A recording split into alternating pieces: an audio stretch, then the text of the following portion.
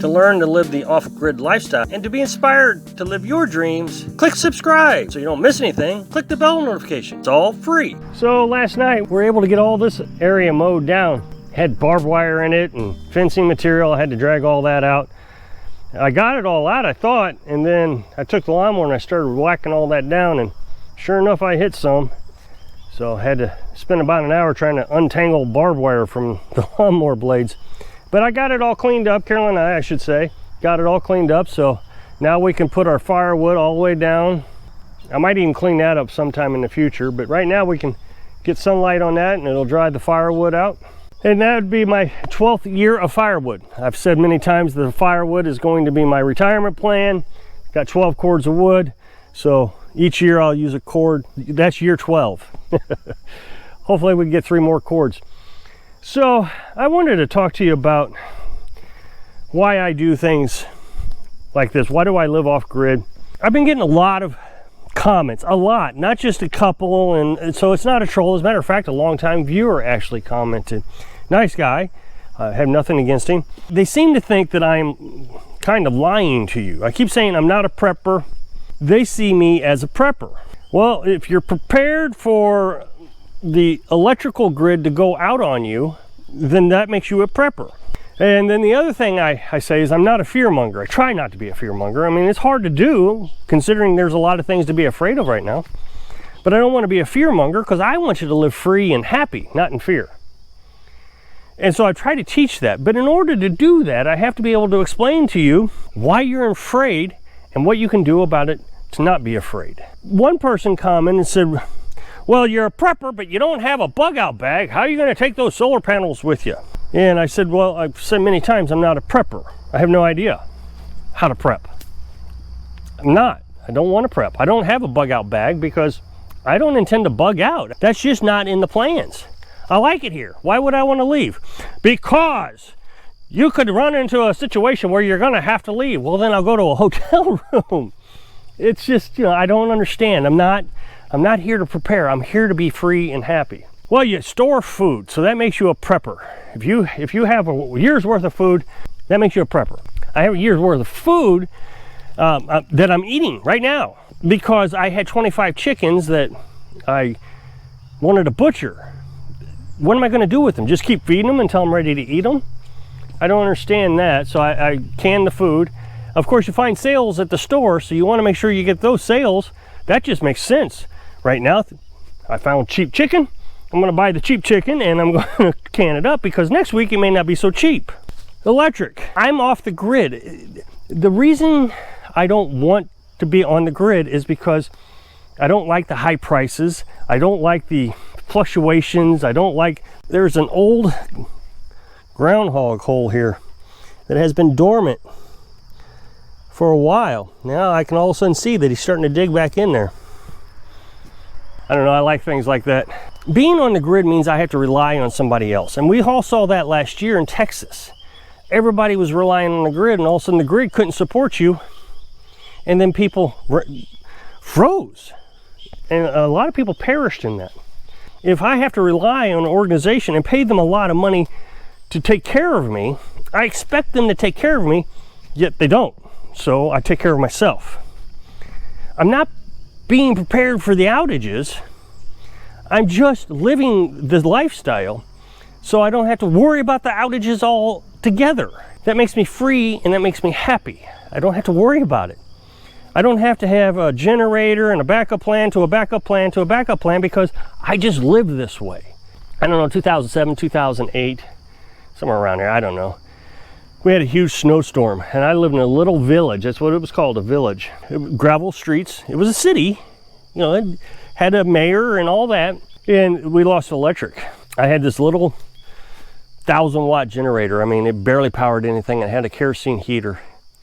And we all huddled in the living room trying to stay warm because that was my prepper idea. This is what I was going to do to be prepared. It was miserable. Happened to 3 people living in the living room, eating and sticking around that little kerosene heater, occasionally running an appliance. Now, if the town loses electric, I won't even know it, first of all. won't affect me at all. And I will continue living the same way I did yesterday when the town did have electric. I don't have to make special plans. This is just the way we live. So one of the criticisms I'm getting is I keep talking about food shortages. And I've posted a lot of polls on YouTube about these food shortages. The reason I'm doing that is twofold. One is I keep getting a lot of people sending me pictures of the grocery store they go to, Walmart's or whatever, and they're showing me that they're out of food. That is not fear-mongering. That is just, hey, look, so-and-so is showing us down in Texas at this Walmart, they're out of food. So that's not fear-mongering, that's news. That's what's actually happening. And so then I'll make a video and I'll talk about, okay, here's what you got to do so you don't have to worry about it. Get chickens or worry about chicken eggs, maybe you can get a pig, maybe you can can food, self-sustaining stuff.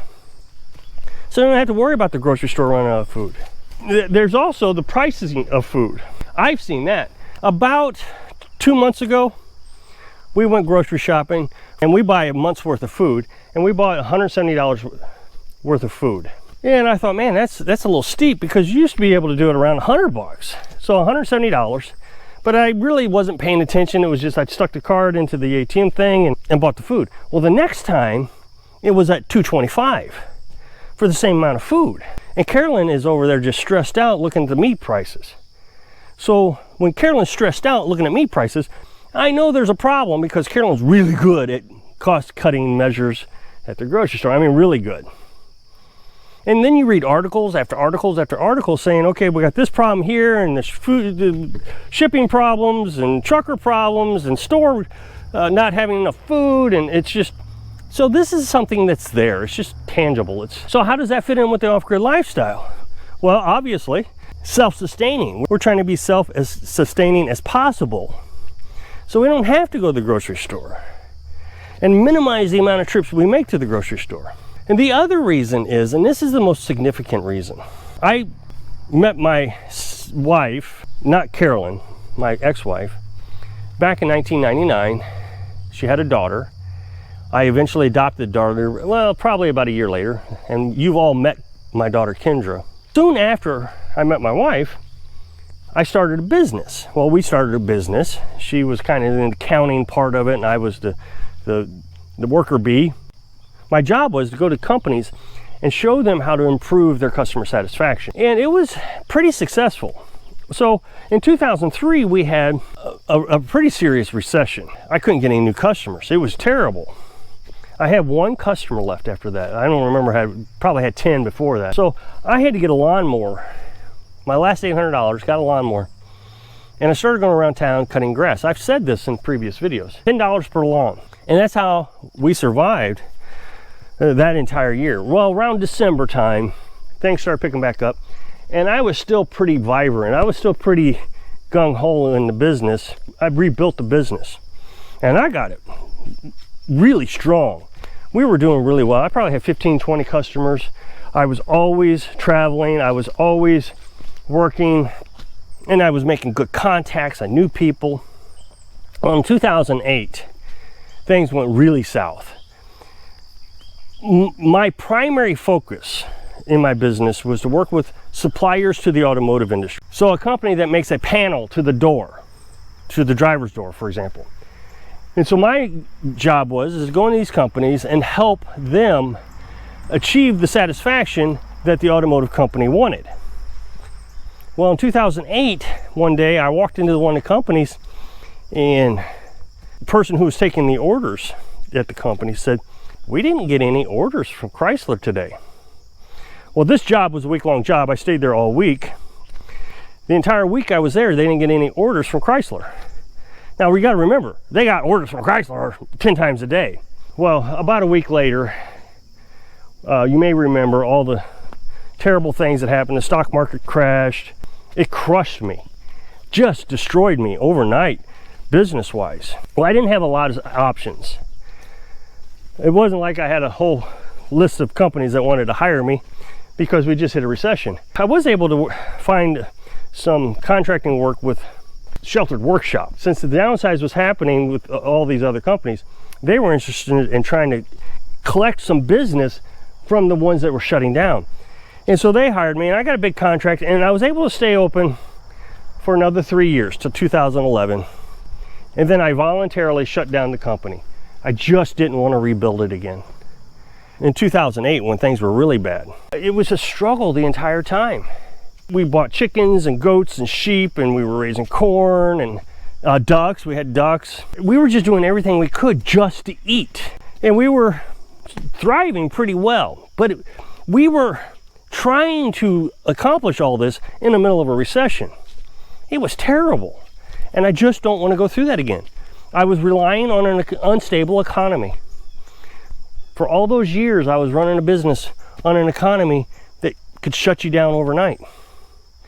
So I'm not willing to do that anymore. I'm not willing to put a risk into something. So I've changed my entire thinking about life.